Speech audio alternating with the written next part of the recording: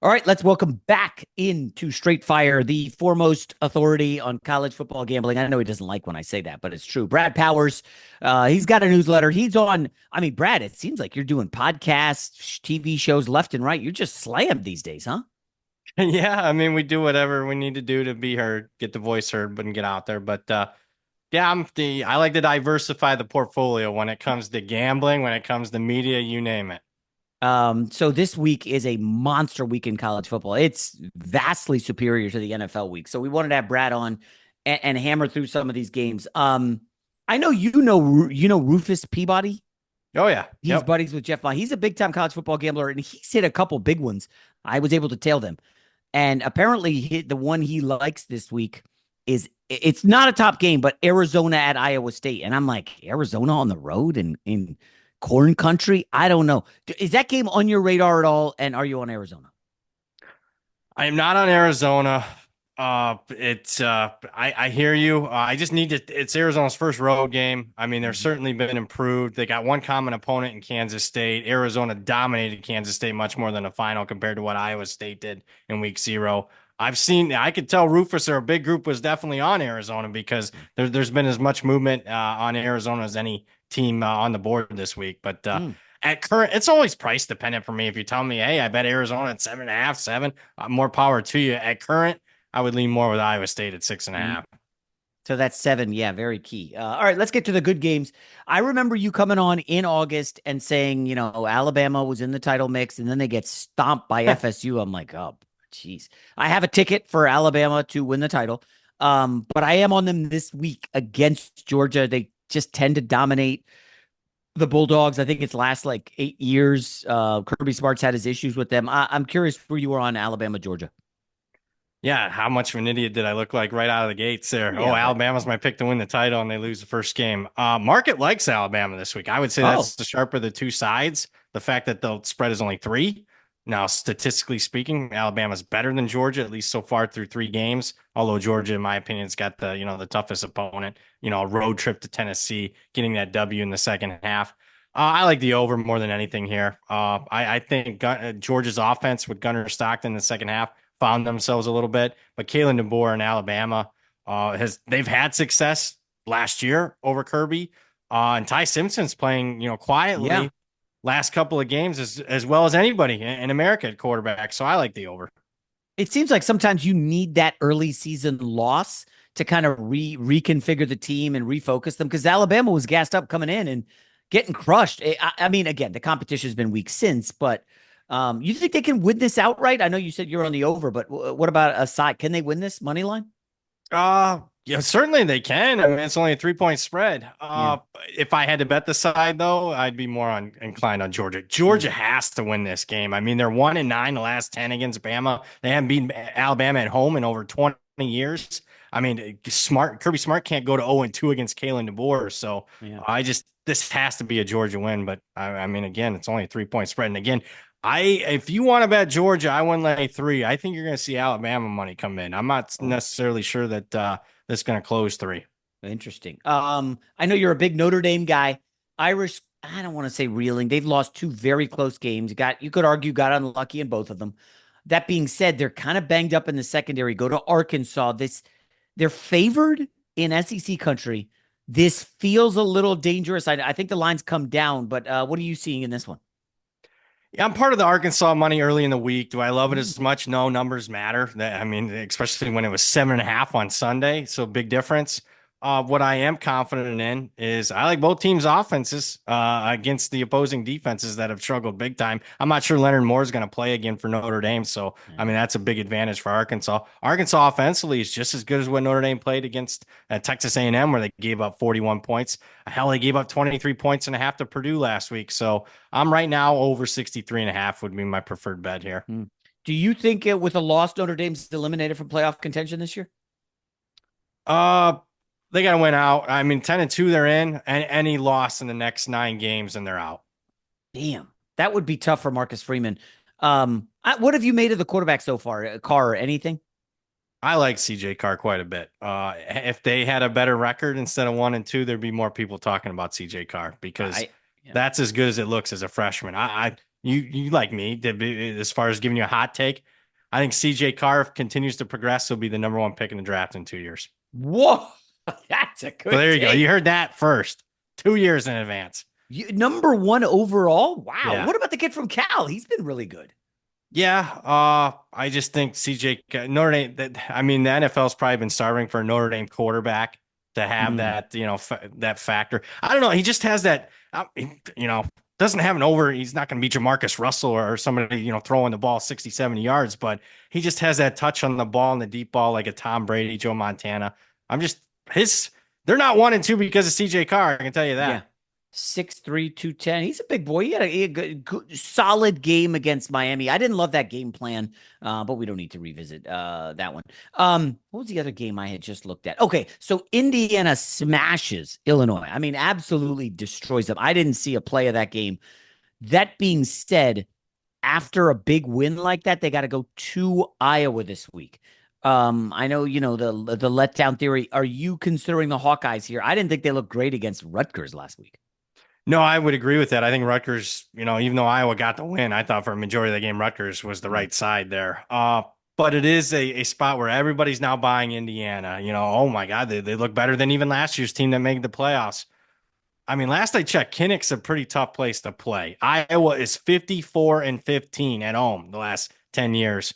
You're telling me, I can get that all important extra half point or point above a key number.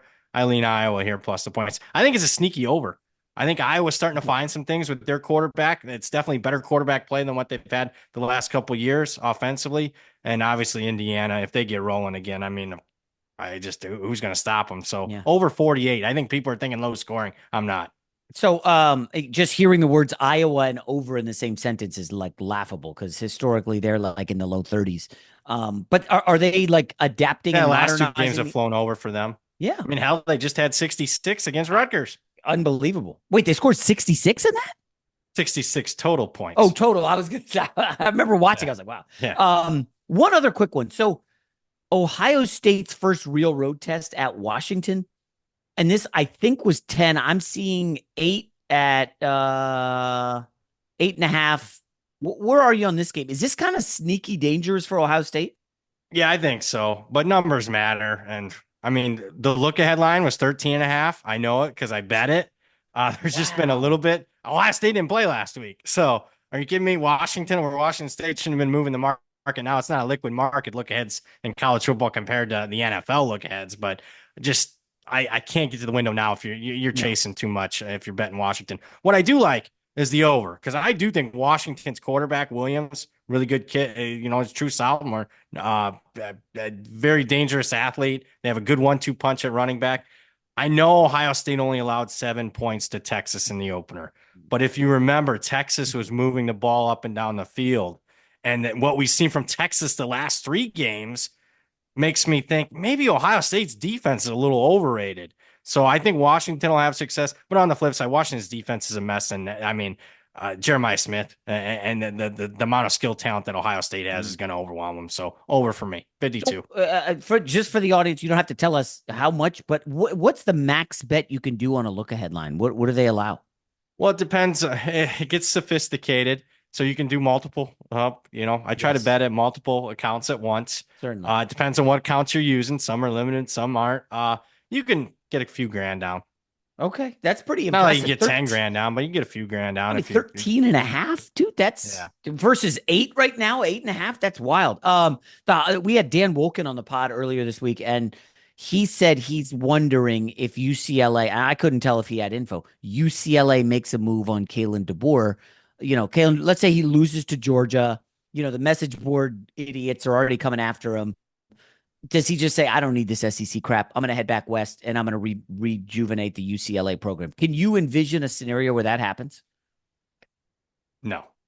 So I could see him Wow. going somewhere else, but I would not go to UCLA right now. I would be stunned if they'd have that kind of money.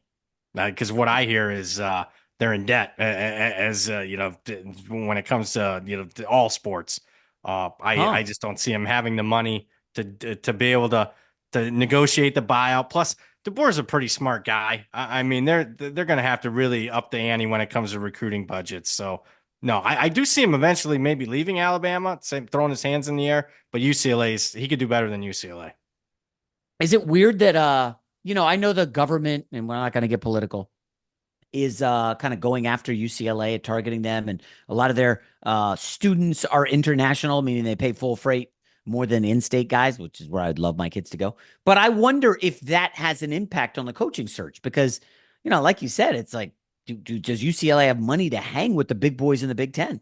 I don't think they do. As of right now, they Yeah, don't. So I don't think the job is that attractive. I mean, where's the fan base at? I mean, you've seen the Rose Bowl. I mean, they just dead. Chip Kelly was looking a way to get out of there, and he was doing all right. He was, around that 8-4 ish. I don't think they can go 8-4 ish in the Big Ten as it Oof. is right now. They're gonna have to commit a bunch of money that they don't have. But that's California way though.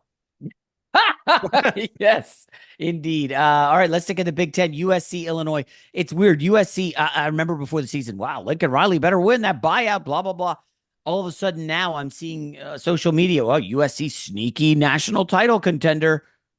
I got to be honest. I have not watched closely enough, but Jordan Mailata, people are like geeked about this guy. Where are you on USC? I don't know if they'll be as geeked after these next three games. I think they're gonna slip up at least once somewhere. Illinois was really bad against Indiana. It was a Yeah. horrific performance. I'm going to go derivative market here. I'm going to go first half Illinois plus 3.5. Early start time for USC, 9 a.m. Pacific start time. Like Lincoln Riley's already complaining in the media about the start time this week. So I'm expecting maybe a sluggish start from them.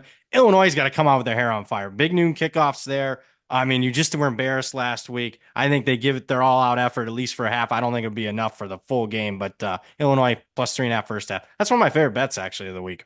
Of the week. Interesting. So Jordan Mailata, like I remember him at I think UNLV. He was the guy who kind of left after 3 games because he wasn't getting the. Is that him or no? No, different guy. Oh, different guy. Okay, so what's the Jordan Mailata story? Because he's looked good numbers wise, and I think he reminds me of Sam Darnold because he wears the same number. Yeah, he started as a freshman at UNLV, did a good job. I mean, won freshman of the year in the conference in the Mountain West, but he had turnover issues, and even last year had some turnover issues. Mm, Their slate of opponents hasn't been that great so far. So I'm kind of, hesitant, announcing him as the next, Heisman contender under Lincoln Riley and for top 5 draft pick. I don't know if he's that guy. So I'm just waiting, especially with their one of their wide receivers is banged up. They're going to get a little bit more tested this week. yeah. And they're definitely going to get more tested in their next 2 games, Michigan and Notre Dame coming up. Yeah, yeah, they're definitely not winning all 3 of those. All right, final game, the big one. Oregon, Penn State. I think I saw this touch 4, and then there was some buyback. It looks like on Oregon. Currently, I'm seeing 3.5 of Penn State. A, have you bet this? And B, is James Franklin a fraud? Oh, wow. I like that. It's being a little harsh. Yeah, I have not bet it. And here's why. For a big game, there's a lot of unknown, and here we are at the end of September. Why is there an unknown? Because both teams combined and played 7 opponents. Not a single opponent ranks in my top 75 in my power Oh ratings. gosh. I mean, I tweeted earlier that maybe the best team either one's faced is Montana State, who Oregon played in the opener, an FCS team. That's how bad the slate of opponents is. Numbers wise, though, because that's what it says Oregon's a better team in almost every metric, and they played a slightly tougher schedule if we're talking schedule. So I lean Oregon, but it feels kind of like a trap taking that 3.5. But man, James Franklin does not win big games. I know it's a whiteout. He doesn't win whiteouts, especially against teams like Ohio State. And Oregon, it could be, it's just as talented as Ohio State. I expect a conservative game plan early. I think first half under, like 25.5 Ooh. makes some sense for me.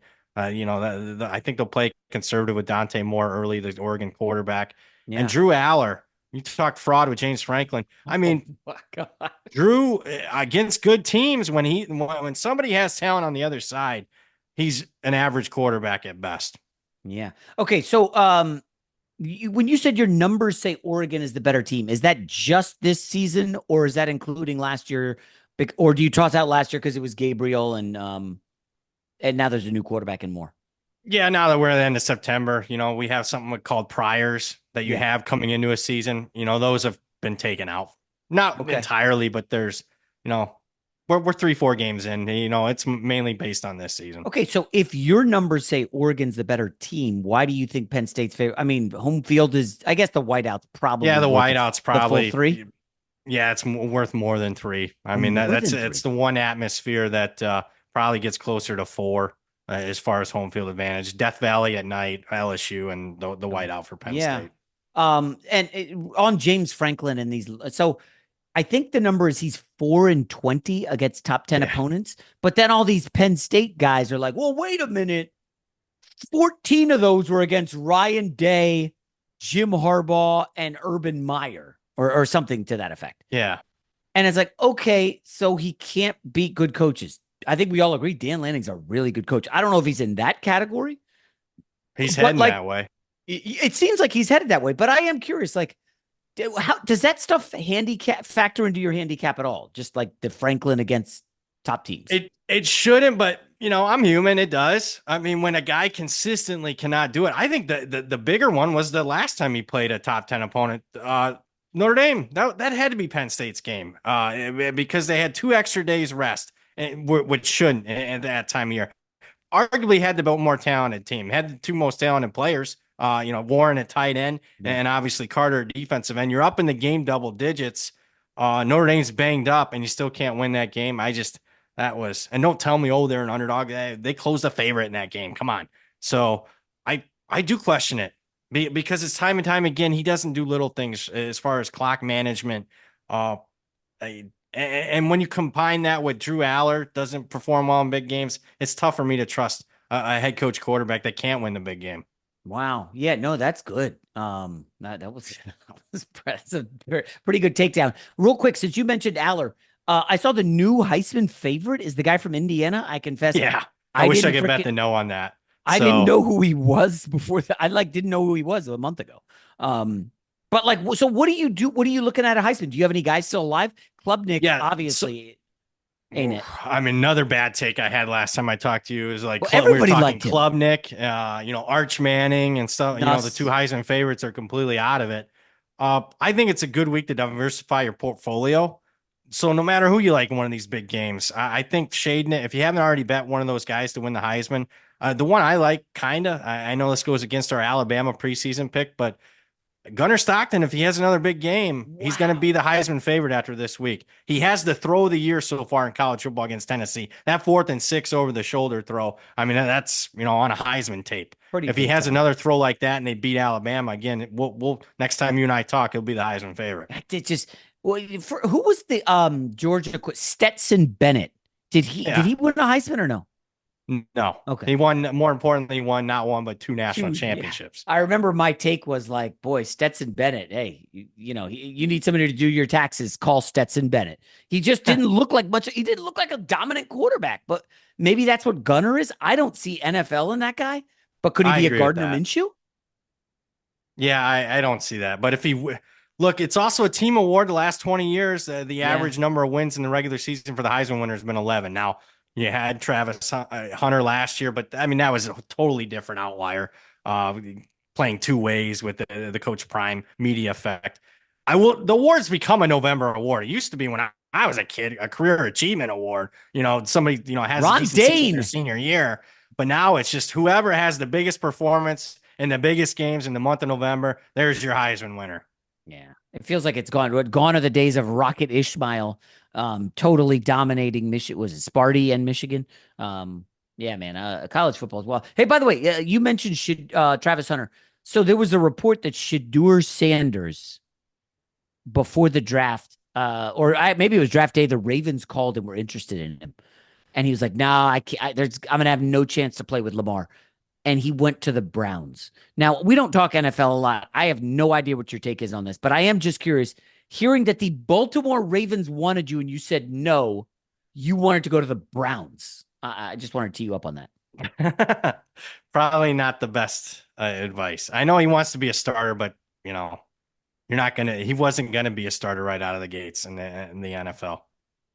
I mean, the Cleveland Browns are maybe the worst run organization in the league, and the Baltimore Ravens are like a top 5, top 7, Yes. like that. Yeah, I mean, Lamar runs and he's getting up there in age. I don't. Why wouldn't you want to sit in that organization for a couple Yeah. years? Yeah. Anyways, Aaron Rodgers sat. Brett Yeah. Favre sat. A lot of good Okay, quarterbacks Mahomes sat. What's the sat a big year. deal? I mean, it's okay Yeah. to sit a year or so. Yeah. Anyways, all right. Brad Powers, gambling expert, college football, great stuff. Good luck this weekend, man. Hey, thanks for having me.